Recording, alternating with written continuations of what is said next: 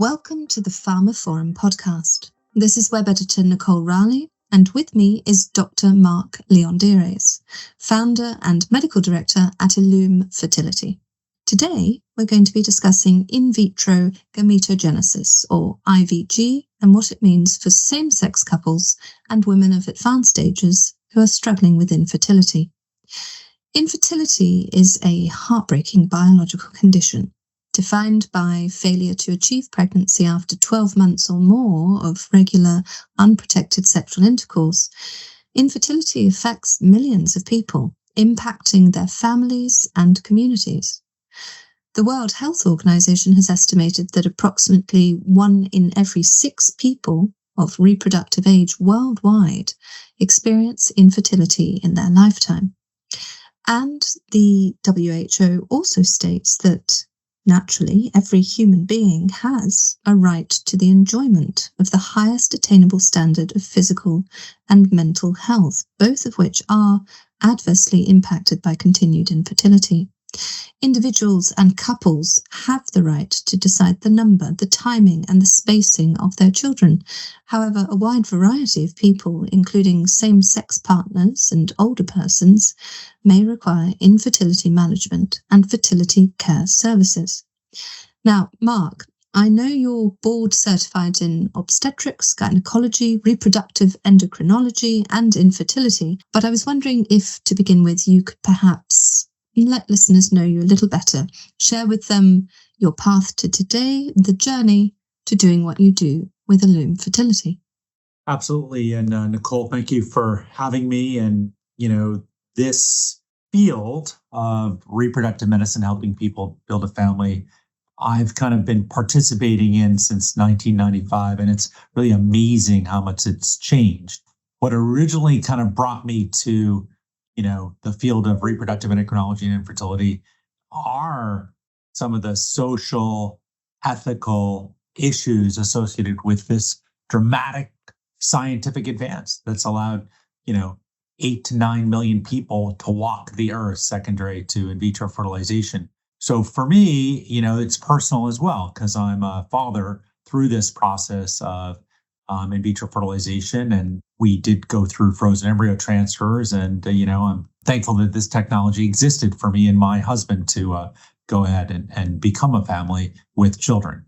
On my own side, I've been working at Illume Fertility for over 20 years at this point. Prior to that, I was working at the IVF program that takes care of the armed services for the United States of America. So I have a long history of this for myself. I am a veteran myself, so there's a lot that's rolled into me doing this. At this point, my practice is significantly LGBTQ plus, and a lot of surrogacy work, a lot of people using donated gametes to help build their family.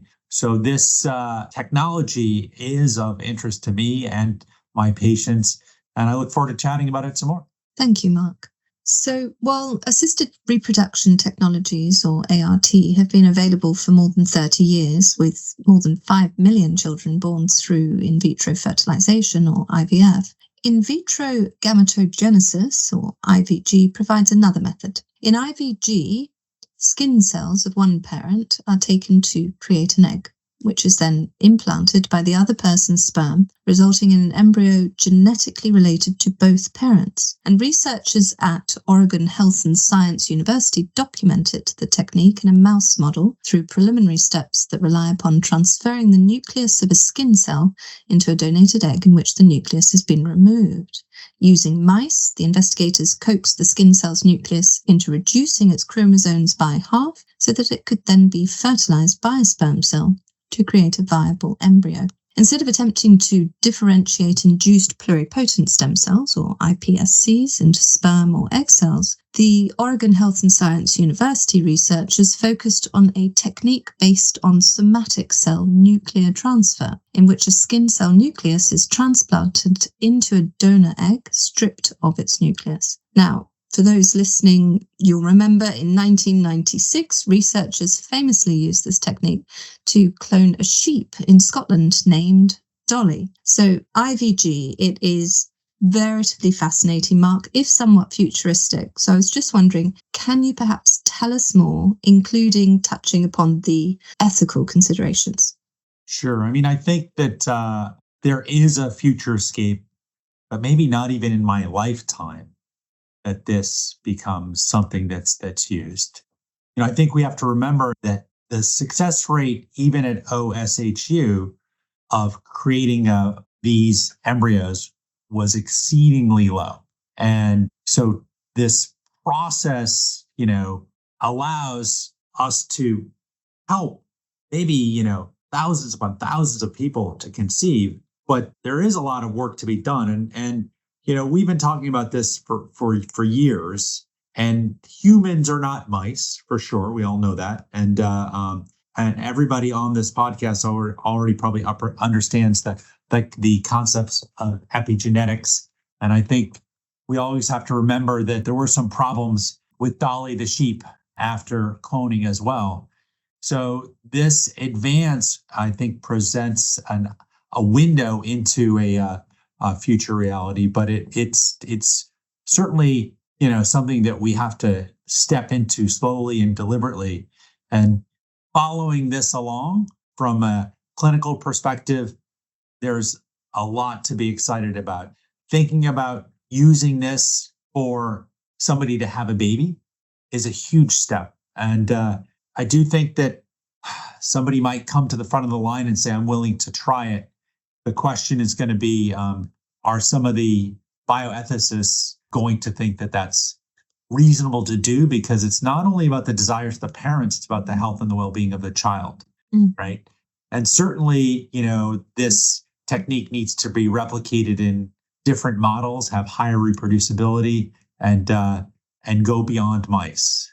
So there's a lot of opportunities here to misuse this technology. It has a high degree of scientific complexity. We worry about, epigenetic effects of being created out of this kind of new way of embryo creation. And there not only would be bioethical concerns, there certainly would be certain religious groups that would be very upset about this. So there's a lot of opportunities for this to help thousands of people in the future. And there's a lot of, for lack of a better word, places that this could go wrong or go off course and could be misused. Absolutely. So if we sort of set aside the horizon of that for a moment and look at infertility treatments as they stand generally currently, perhaps you could provide listeners with a sort of overview of that landscape, including perhaps statistics on success rates, the focus being, of course, given our conversation today, on older aged women who are struggling with infertility, and also, as you said, your significant clientele at Illume, the LGBTQ plus community. So, for your listeners in the United States, all ART cycles are reported to an organization called SART. So SART kind of tracks outcomes in IVF success. And just to put it in perspective, the chances for success for a reproductive aged woman who walks into a clinic who's over age 41 are somewhere between 7 to 20%. So that's very low compared to somebody who's less than 35, which is about 60 to 70%. So age-related decline in fertility is real. Now, with the change in how we're able to live our lives and expand our lives and live longer, people are starting to build their families sometimes in their 40s. And there are a significant amount of women who just don't have the egg quality or reproductive fitness to make an embryo that's chromosomally normal and has other metabolic features that allow it to go on and make a healthy pregnancy and a healthy child. And those women often are looking towards using donated eggs from a 25-year-old. It can also happen that men have genetic or reproductive disorders where they don't have sperm or functional sperm, and they're looking for donated gametes. Within the LGBTQ plus two-spirit community, the majority of intended parents would love to use a mixture of their both of their family trees, but they have to move down a pathway of using donated gametes. So in the case of using donated gametes for cisgender assigned female at birth couples, we're looking usually at a pathway of intrauterine insemination with donor sperm, which runs about 15 to 20% success per cycle. In the case of a cisgender assigned male at birth couple or single, they're looking at using an egg donor plus usually their own sperm as a source. And then once you get through IVF and embryo creation, chances of success after embryo transfer approach 70%. And that is the highest success rate you'll have out there because you're using young eggs, healthy sperm, and you're using somebody to take care of the baby. So as we put this through kind of the calculator, we've got age-related decline in fertility, healthy, younger eggs being the requirement for success. And those are used by women who are experiencing reproductive decline, or maybe women with premature ovarian insufficiency. Those are used by men who want to conceive as well. And this technology is positioned to allow cisgender assigned female at birth couples to conceive potentially using their own family trees. Same thing for the assigned male at birth couples. And the woman whose eggs have declined to a point they're not functional could potentially use her skin cells, put it into one of these donor egg cells without the nucleus, and give her and her partner opportunity to have a genetically linked child. And it is remarkable. It provides a lot of hope. It's also far from prime time. And I think that's the caveat. And having it come to fruition is likely a reality. It's just hard to say when that will be. There's so many steps that need to come forward for anybody to feel comfortable, trying to bring a new human being into the world using this technology. Probably the same thing could have been said about in vitro fertilization, which kind of began its pathway back in the 50s.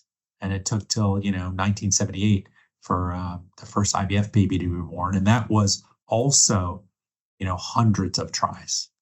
So as you say, there's a far way yet to go for IVG. I mean, are you able to provide any suggested hurdles that stand in the way, be they temporal or ethical or religious? Any clearer examples of what needs to happen next to advance this, as you say, this grand hope further?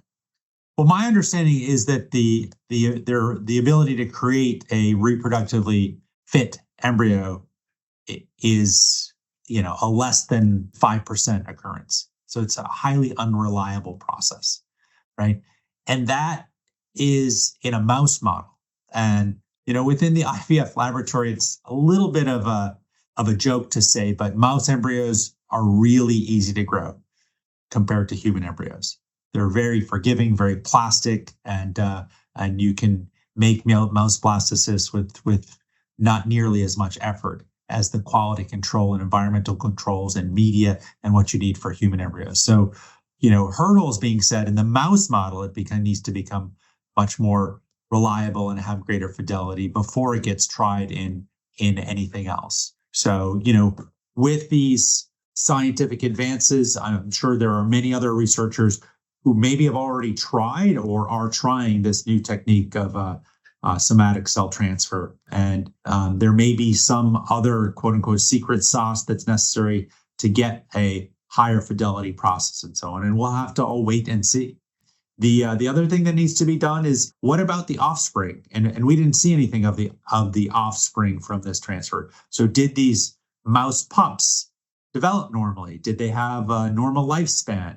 Did they develop any different diseases? We also have to think about epigenetic effects of being originated from a donor egg plus a skin cell nucleus, right? So there's a lot of things we don't understand. And I think as we've progressed over, this last, 20, 30 years of better understanding our genome, our DNA, and so on, we've realized there's a lot more we still need to learn.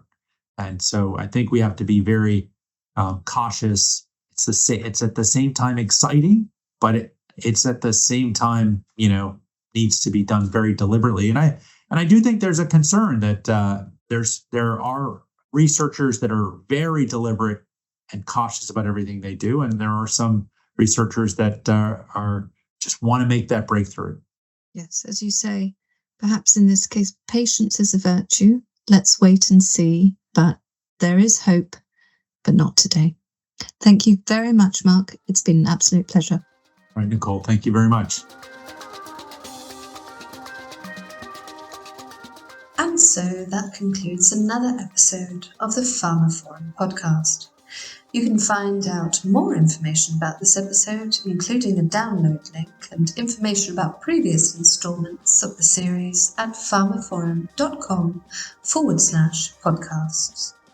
The Pharma Forum podcast is also available on iTunes, Spotify, Acast, Stitcher, and Podbean, where you can find and subscribe by searching for Pharma Forum. Of course, don't forget to visit our website itself, where you can sign up for daily news and analysis bulletins, and follow us on Twitter, or X nowadays, at @PharmaForum. That's all for now. Thank you for listening.